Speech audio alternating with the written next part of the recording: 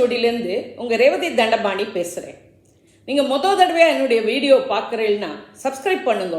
அப்போ தான் நான் போடுற வீடியோஸ் உங்களுக்கு உடனே கிடைக்கும். அன்பார்ந்த ரிச்சிக ராசி, ரிச்சிக லக்ன, விசாகம் 4ஆம் பாதம், அனுஷம் கேட்டை நட்சத்திர நேயர்களே, உங்களுக்கான மே 2024 மாத ராசி பலன்கள்.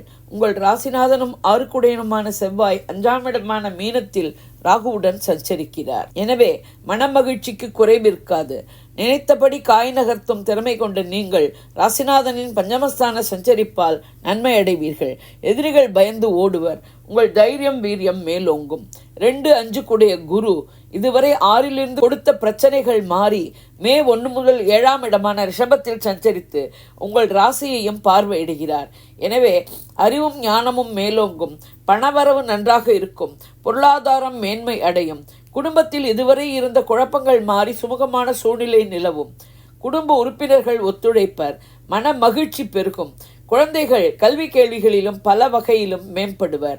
அவர்களை நினைத்து நீங்கள் பெருமிதம் அடைவீர்கள். குரு பார்வை 11ஆம் இடமான கன்னி உங்கள் ராசியான விருச்சிகம் 3ஆம் இடமான மகரத்தில் விழுகிறது. நீண்ட நாளைய ஆசைகள் நிறைவேறும். எதிர்பாராத லாபங்கள் கிடைக்கும்.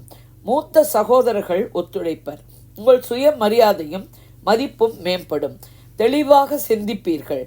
உங்கள் முயற்சிகள் யாவும் வெற்றியாகும். தைரியம் வீரியம் மேலோங்கும். இளைய சகோதரர்களின் உதவியும் ஆதரவும் கிடைக்கும். 3-4 கூடிய சனி அர்த்தாஷ்டம சனியாக கும்பத்தில் இருந்து குழப்பங்கள் சஞ்சலங்களை கொடுக்கிறார். சுக சௌகரியங்களில் சிறிது இடைஞ்சல்கள் வரலாம். வீடு மனை வாகனங்கள் செகண்ட் ஹேண்டாக அமையலாம். தாயின் உடல்நிலையில் கவனம் தேவை. சனி பார்வை 6ஆம் இடமான மேஷம் 10ஆம் இடமான சிம்மம் உங்கள் ராசியான விருச்சிகத்தில் விழுகிறது. பணம் கொடுக்கல் வாங்கல் விஷயத்தில் கவனமாக இருக்கவும். உடல் ஆரோக்கியத்தில் கவனம் தேவை. உணவு வகையில் கட்டுப்பாட்டுடன் இருக்கவும். அஜீரணம், அலர்ஜி போன்றவைகள் ஏற்பட வாய்ப்புண்டு. தொழில் வியாபார உத்தியோக வகையில் இதே தொழிலில் இருப்போமா, வேறு தொழில் உத்தியோகம் மாறுவோமா என்ற எண்ணங்கள் மேலிடும்.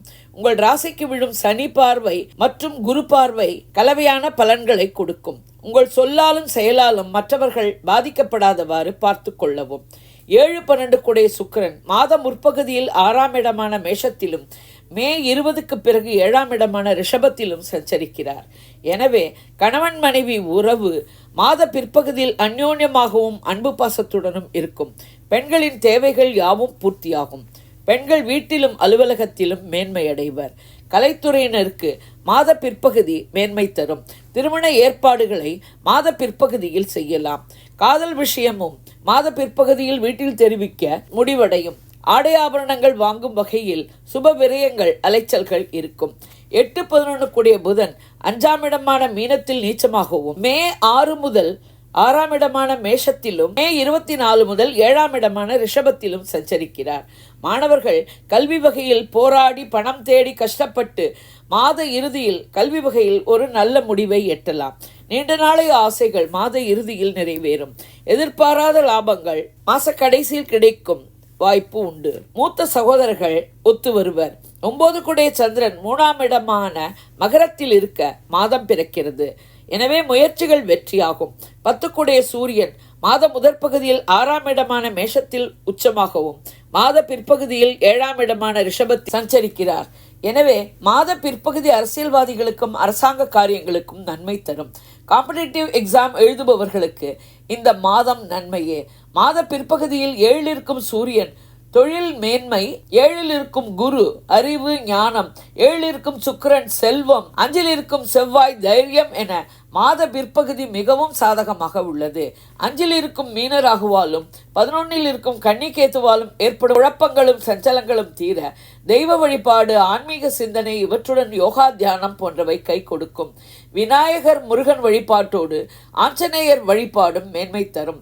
சந்திராஷ்டம தினங்கள் மே 11-12. சந்திராஷ்டம தினங்களில் உஷாராக இருக்கவும், பயணங்கள் புதிய முயற்சிகளை தவிர்க்கவும், வண்டி வாகனங்கள் ஓட்டும் போது கவனமாக இருக்கவும், வம்பு வழக்குகளை தவிர்க்கவும்.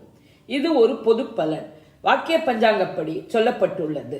உங்கள் பிறந்த ஜாதகம், தசை, நடப்பு புக்திப்படி பலன்கள் வேறுபடலாம். நீங்கள் இதே லக்னமானால் இந்த ராசிக்கான பலனையே எடுத்துக்கொள்ளலாம். வேறு லக்னமானால் உங்கள் லக்னம் விழும் ராசியின் பலனை எடுத்து ஒப்பிட்டுக் கொள்ளவும். நான் கொடுத்த இந்த வீடியோ உங்களுக்கு பிடிச்சிருக்கும்னு நினைக்கிறேன். பிடிச்சிருந்ததுன்னா லைக் பண்ணுங்க, ஷேர் பண்ணுங்க, கமெண்ட் பண்ணுங்க. நன்றி, வணக்கம்.